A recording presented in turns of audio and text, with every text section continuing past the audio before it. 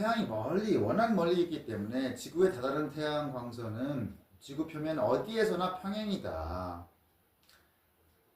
그래서 이제 그림자 길이 차이로 보니까 알렉산드리아와 시에네는 지구 표면을 따라 7도 정도 떨어져 있어야 됐다. 그 길이 차이를 보니까.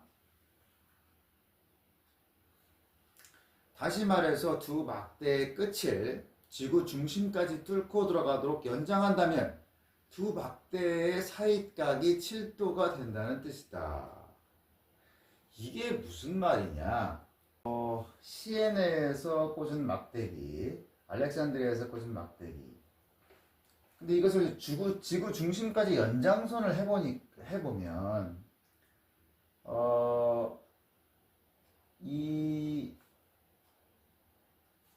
여기 각도가 7도라는 것은, 그죠? 평행선에서 우리가, 이제 지나가는 직선을 그을 때, 요각하고 요각하고는 각이 같죠. 그렇기 때문에 여기가 7도라는 것은 요 선을 막대기에서 선을 연장해서 지구 중심까지 갔을 때 요 각도가 7도라는 얘기랑 같다라는 거예요. 그래서 요걸 이용해서 우리가 지구의 둘레를 알 수가 있다라고 했는데, 에라토스테네스는 어떻게 했냐? 사람을 시켜가지고, 그러니까 지구 전체가 360도죠. 그 둘레가. 그래서 7도는 50분의 1 정도인데, 그러면 이제 시에네에서 알렉산드리아까지의 거리 곱하기 50을 하면은 지구 표면에 둘레가 나올 것이다 라고 이 사람이 생각을 한 거예요. 기원전에. 기원전 3세기. 그래서 사람을 시켜가지고 시에네까지 걸어가게 한 다음에 그 거리를 보폭으로 재가지고 시에네가 알렉산드리아에서 800km 떨어져 있다는 것을 알았다. 그럼 이제 뭘 하면 돼요? 800 곱하기 50 하면 되죠? 그래서 지구 둘레가 4만 km라는 것을 이제 알아냈다. 근데 이 실제 결과는 실제 지구 둘레랑 겨우 몇 퍼센트 오차밖에 나지 않았다. 그래서 이제 나중에 크리스토퍼 콜럼버스가 그 인도로 갈 때 나는 아프리카를 돌아서 인도양 쪽으로 안 가고 대서양 쪽으로 갈 것이다 라고 했을 때 요 계산을 이용한 거예요.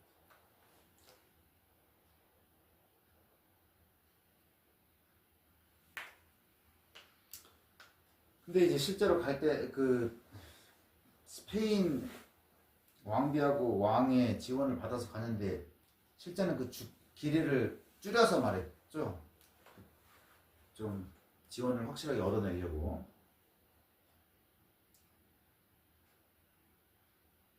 그래서 알렉산드리아는 알렉산더 대왕이 만든 도시인데, 그는 이제 개방적 성격이었고 지식 추구를 하는 사람이었다.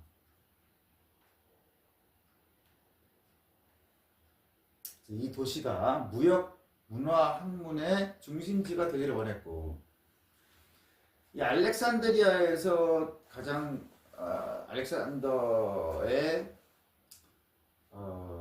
자랑거리는 그 대도서관이었다. 그래서 그 도서관은 전설의 도서관인데 거의 모두 사라져 버렸고, 오늘날에는 이제 별관에 있던 세라피움이라고 불리는 지하실 하나만 남아있다. 그리고 유물로는 썩어가는 책꽂이 손만 몇 개만 남아있다. 그런 이제 배경을 얘기하는 거예요. 코스모스는 뭐냐? 질서라는 뜻이다. 그리스어로. 그래서 카오스, 혼돈이라는 말에 대응되는 개념이다. 그 질서라는 건 뭐예요? 다 모든 것이 연관되어 있다 이런 얘기죠. 그래서 이제 학자들은 알렉산드리아 대도서관에서 물리학, 문학, 약학, 천문학 이런 것을 다 두루 공부할 수 있었다. 그래서 이 대도서관은 인류 역사상 최초로 세계 모든 지식을 체계적으로 수집해서 집대성하려는 곳이었다. 그래서 그래서 도서관 관계자들이 사람들을 해외로 보내가지고 책을 사들였고 장서를 모아갔다. 그래서 알렉산드리아에는 일일이 손으로 쓴 파피루스 두루마리 책이 50만 권 정도 있었을 것이다 라고 추정된다. 근데 이제 고전 문명이 붕괴하면서 도서관도 파괴됐는데 장서의 극히 일부만 후세로 전해지고 그나마 남아있는 것도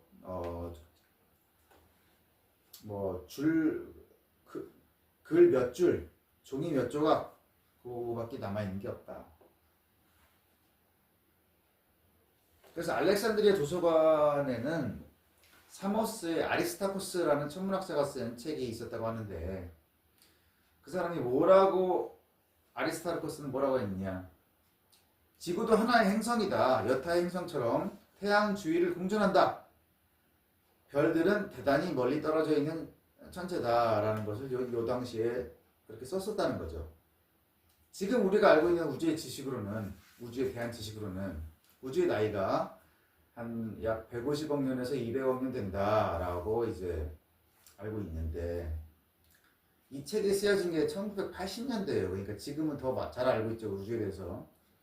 요새는 이제 한 130억 년 정도 됐을 거다. 우주의 나이가. 이렇게 생각하고 있어요. 이것은 이제 대폭발이나 빅뱅이라고 불리는 시점에서 계산한 우주의 나이다. 자, 그래서 이제 생명은 어떻게 생겨났느냐. 지상의 생물들은 모두 유기화합물로 이루어져 있다. 근데 이제 탄소 원자가 결정적인 역할을 하는 복잡한 구조의 유기 분자들로 되어 있다. 별들 사이에는 기체, 티끌, 그리고 유기 분자로 이루어진 성간운이 떠돌아다닌다. 성간구름이죠. 성간운에 유기 분자가 풍부하다는 것은 생물이 어디에나 존재할 수 있다라는 것을 알려준다는 거죠. 왜냐? 생물이 유기 분자로 이루어졌기 때문에. 그러니까 유기 분자라는 것은 탄소가 들어있는 복잡한 그런 분자인 거예요. 그래서 생명의 기원과 진화는 시간만 충분했으면은 필연적인 사건이다. 이게 이제 천문학자들이 이렇게 생각을 하는데 과연 그게 맞는지는, 왜냐면 물질만 있다고 이루어질 수 있는 게 아니죠. 근데 이제 확률적으로 봤을 때 우주에 그만큼 별이 많기 때문에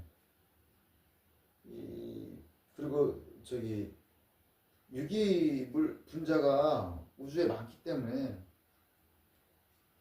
그 1000억 개의 별들 10의 22승계의 별들 중에서 생명을 가진 다른 행성이 또 없겠느냐 이런 생각을 하는 거죠. 자, 근데 이제 그러니까 생명이 태어난 게 되게 어려운 일이다라고 생각하는 사람들은 지구가 생명한테 아주 완벽한 조건을 갖춘 그런 곳이다. 그러므로 이런 게 생기긴 쉽지 않다. 그러므로 생물도 생겨나는 게 쉬운 일이 아니다. 라고 이제 말을 하는데, 이런 주장은 원인과 결과를 혼동한 것에서 비롯된 것이다. 왜냐?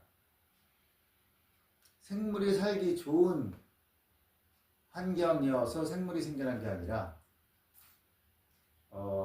생물이라는 게 지구에서 진화를 하다 보니까 지구의 환경에 맞게 진화된 거다, 이런 얘기를 하는 거예요. 자, 일본 내해 단노우라에는 등딱지에 사무라이 얼굴을 빼앗닮은 기이한 무늬가 있는 개가 있다. 근데 어부들은 이런 개가 잡히면 단노우라 해전의 비극을 기리는 뜻에서 먹지 않고 다시 바다로 놔준다. 그러니까 이런 개를 먹지 않고 다시 놔주니까 이런 개가 계속 번성하게 되는 거예요. 이것을 인위 도태 혹은 인위 선택이라고 말을 한다. 사람이 그 개의 생존에 영향을 미쳤기 때문에.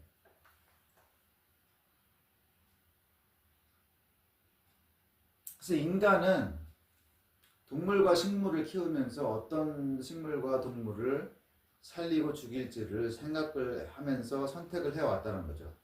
만년 전에 지구에는 우리가 농업이 시작된 게 한 뭐 만 몇천 년 전, 뭐 만 삼천 년 전 이렇게 얘기를 하니까 만년 전에는 아니죠. 농업이 시작된 거는 이제 한 8,500년 전 이렇게 하니까 만년 전에는 지구상에 젖소나 사냥개나 씨알이 굵은 옥수수 같은 것은 없었다. 왜? 농업화나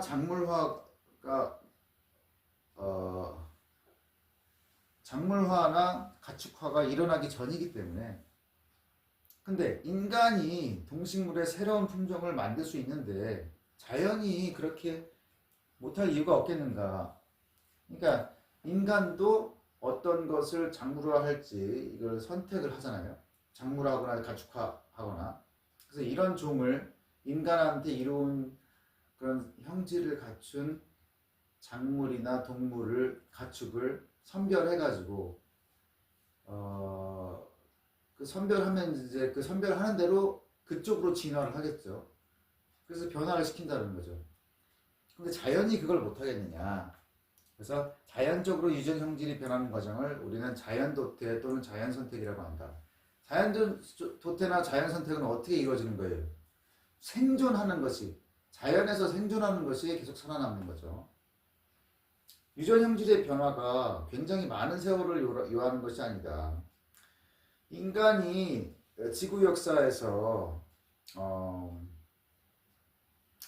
중요한 역할을 맡은 게 별로 최근의 사실인데, 그 인류가 가축이나 채소를 이제 기르면서 그것들이 겪은 변화가 얼마나 컸단가를 생각하면은 유전 형질의 변화가 그렇게 오랜 세월을 필요로 하는 것도 아니다. 그러니까 이제 빨리빨리 된다라는 거죠. 자연 도태가 진화의 기작이다라는 사실은 찰스 다윈하고 알프리드 러셀 월리스가 우리한테 가져다준 발견이다. 우리가 모든 뭐 발명품이나 이론은 한 사람이 생각해낸 거라고 생각하기 쉬운데, 보통 모든 발명품이나 이론들이 그 전에 있던 이론이나 발명품을 조금씩 개량한 것에 불과하다. 그래서 이제 진화론도 찰스 다윈만 혼자 딱 생각한 게 아니라 알프리드 러셀 월리스도 생각을 했던 건데, 그래서 이제 찰스 다윈의 친구인 지질학자가 이제 월리스를 다윈한테 소개시켜 줬어요. 이 사람이 비슷한 생각을 하고 있다. 그래서 이제 찰스 다윈이 이거 논문으로 빨리 내야지 되겠다. 그래서 이제 월리스랑 공동으로 해가지고 그런 이제 논문을 낸 거예요.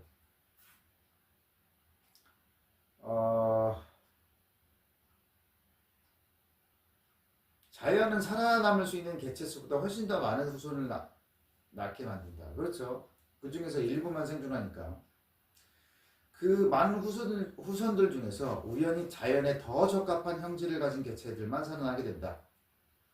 그래서 그런 형질을 갖고 태어난 종이 선택적으로 번성하게 된다. 이게 자연 도태인 거죠.